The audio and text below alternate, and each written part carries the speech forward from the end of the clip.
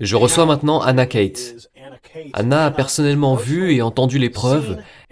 Elle était là quand l'information a été transmise à une personne d'influence au sein du gouvernement des États-Unis. Anna, expliquez-nous tout ça. Ce sont des informations importantes. Qu'est-ce que cela implique pour Obama, Hillary, Brennan? Qu'avez-vous entendu sur ces enregistrements?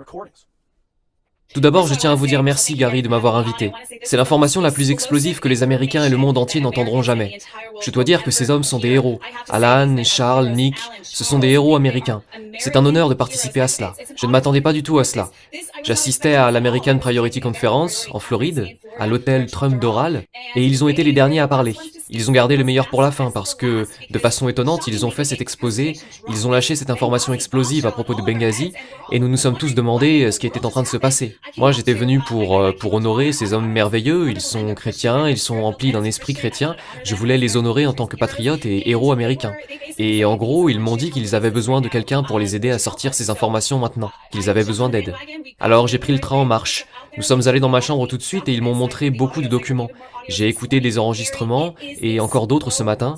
Et Gary, c'est explosif. Les enregistrements qu'ils ont, je ne peux pas mentionner certains noms, mais je vais vous dire les plus importants qui sont dans le coup. Les plus grands noms de l'administration Obama. Brennan, Clinton. Il y a tellement à dire, ça remonte jusqu'à Joe Biden, il y a tellement à dire. Ce que cette administration a fait est une trahison absolue. Maintenant, nous savons tous que, enfin, tout le monde n'est pas au courant encore en Amérique, que quelque chose ne va pas avec Benghazi. Pourtant, il y avait des signaux alarmants. Il y en avait du côté du commando SEAL Team 6 qui a tué Oussama Ben Laden. C'était un timing intéressant, juste avant la réélection d'Obama, ce raid sur Ben Laden qui a eu lieu. Mais il s'est avéré que toutes ces histoires sont liées entre elles. C'est le secret le mieux gardé dans ce pays jusqu'à présent, et il est temps d'aller de l'avant. Je suis si heureuse à propos de cet homme, Alan, qui a un historique important au Moyen-Orient, 20 années de travail dans les renseignements au Moyen-Orient, qui regrette certaines choses qu'il a faites, mais qui est allé de l'avant en tant que chrétien et a dit qu'il était temps de révéler des informations. Il a des milliers de documents qui sont entre les mains des lanceurs d'alerte. Donc c'est un travail d'équipe. Beaucoup de médias ont ces informations, et comme vous l'avez dit, un membre du Congrès a reçu ces informations hier soir. J'étais là, c'est arrivé juste devant moi. Nous allons voir des informations explosives faire surface. Je vais vous donner un petit aperçu de ce dont il s'agit. Vous avez Nick No, qui est un lanceur d'alerte à propos de Benghazi, qui a contacté Charles Woods après la mort de son fils, qui était sniper sur les toits de Benghazi. Son père, Charles Woods, n'a jamais su ce qui était arrivé à Tyrone Woods. L'administration Obama lui a menti en lui disant qu'elle avait fait tout ce qu'elle avait pu pour protéger ses hommes, ce qui était un mensonge éhonté. Ils n'ont rien fait et Charles Woods l'explique à la presse dans sa présentation qui est sur ma chaîne YouTube, si vous voulez la voir en entier. Il a expliqué qu'Obama lui a écrit une lettre de 3 phrases. Gary, une lettre de 3 phrases. Une lettre de 3 phrases en lui mentant complètement. Et ce qui s'est passé ensuite, c'est que Charles Woods a donné plusieurs interviews. Et ça a été viral. Il y a eu des gens, des services secrets qui ont contacté Charles et lui ont dit comment les choses se sont vraiment passées, qu'on lui avait menti. Ce qu'il s'est passé à Benghazi, eh bien, c'est que Hillary Clinton et l'administration Obama, ils envoyaient des armes, des missiles Stinger de la Libye à la Syrie, et ça passait par Benghazi. Et ils ont permis que tous ces hommes américains soient éliminés, à cause de ce qu'ils savaient. Ensuite, il a aussi découvert, en plus de ça, qui est déjà fou, il a découvert plus d'informations sur l'équipe SEAL Team 6 et Oussama Ben Laden. C'est tout ça qui est en train de sortir, tout est lié. Donc, d'après ce que j'ai pu comprendre jusqu'à présent, vous savez, en écoutant le lanceur d'alerte lui-même, en regardant les différents articles qui ont déjà été publiés, en discutant avec des gens, avec vous, avec d'autres sources, ce que j'ai pu comprendre ici, c'est que toute l'opération pour éliminer Oussama Ben Laden a été orchestrée par Hillary Clinton. Alors Hillary Clinton s'est lancée, elle a envoyé la SEAL Team 6 sans le dire à Obama, puis ils ont dit à Obama qu'il devrait gérer ça. Parce qu'Oussama Ben Laden était caché en Iran, et apparemment, même CBS News a publié un article... Oui, j'ai lu cet article. Il le cachait en Iran. En 2010, CBS News a publié un article parce qu'ils pensaient que cela allait nuire à Barack Obama, donc c'était un fait connu. Mais ils ont lâché le morceau, donc ce qui se passe, c'est que vous avez la SEAL Team 6 déployée sous les ordres d'Hillary, ils partent, et l'Iran envoie Oussama Ben Laden dans la cachette où il était supposé se cacher. Mais ensuite, il le remplace à la dernière minute. L'Iran le remplace à la dernière minute. La SEAL Team 6 y va et tue le remplaçant. Et maintenant, ils ne savent pas quoi faire. Ils ont fini leur mission, mais ils savent tous qu'ils n'ont pas tué Oussama Ben Laden. En Amérique, tout le monde fait la fête devant la Maison Blanche à ce moment précis. Donc maintenant, il y a un sérieux problème. Et devinez ce que l'Iran a fait. Ils ont dit aux États-Unis, nous allons révéler au monde que vous avez menti à votre peuple, à moins que vous nous envoyiez de l'argent. Voilà en gros de quoi nous sommes en train de parler. En gros, oui, c'est exactement ce qui s'est passé.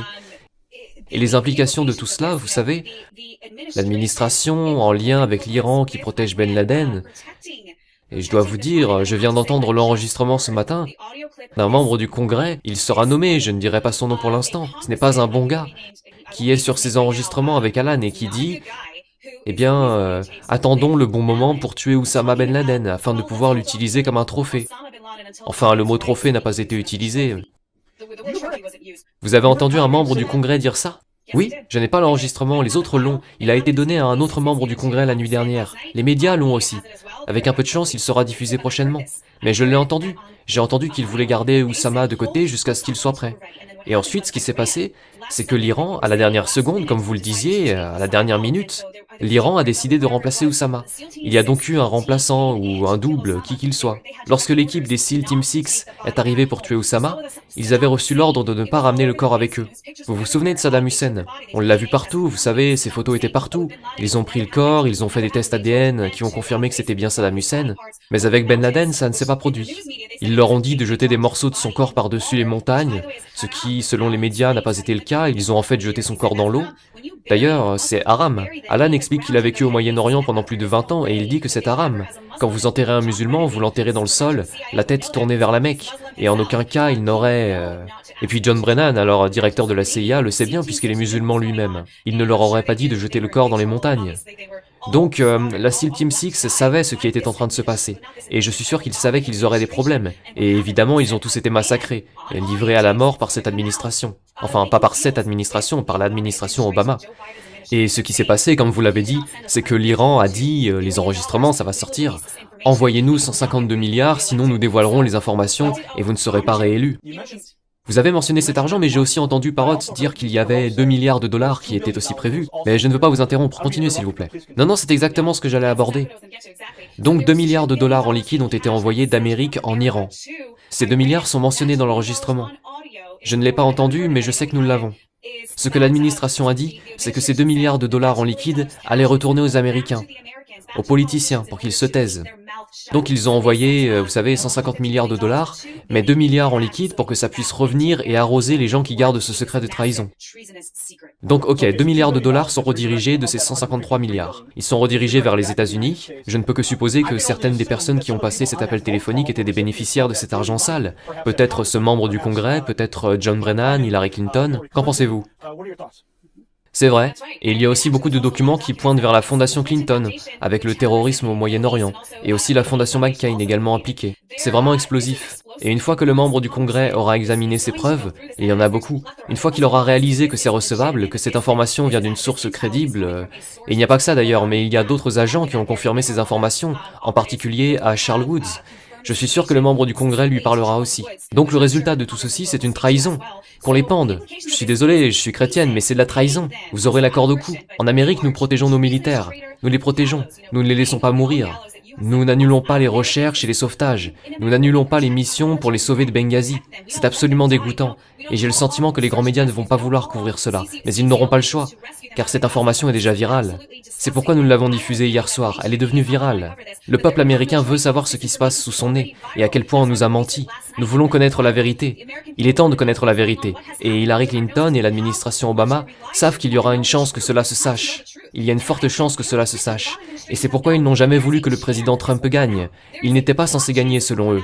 Ils ont essayé de lui voler la victoire. C'est pourquoi ils essaient de lui imposer un impeachment. C'est pourquoi ils font tout ce qu'ils peuvent. Même faire s'effondrer l'économie, le vaccin contre la pandémie, pour s'assurer qu'il ne sera pas réélu. Il sera réélu au nom de Jésus. Et quand ces documents seront publiés, quand le membre du Congrès demandera des audiences, les poursuites viendront. Je ne sais pas si vous avez préparé votre popcorn, Gary, mais moi j'ai préparé le mien pour la justice dans ce pays. Cette année 2020 a été folle, mais avec un peu de chance, elle apportera la justice. Vous dites qu'un membre du Congrès a reçu la majorité des documents hier soir. Vous dites aussi qu'un général très respecté, que vous connaissez tous et que vous aimez, a dit que tout ce qui est sorti est exact. Donc vous avez un général de haut rang qui a déjà confirmé tout ça. Oui, ce général de haut rang l'a confirmé avec Charles Woods. Il a parlé à Charles Woods ce matin et a dit que tout ce que nous avons publié est exact. Ce général sera dévoilé. Je ne veux pas mentionner son nom, mais nous savons tous, beaucoup de gens savent qui il est. Il est très apprécié, donc Sur ce point, nous aurons, je l'espère, la surprise d'octobre, sur laquelle les gens ont lancé des rumeurs pendant des années.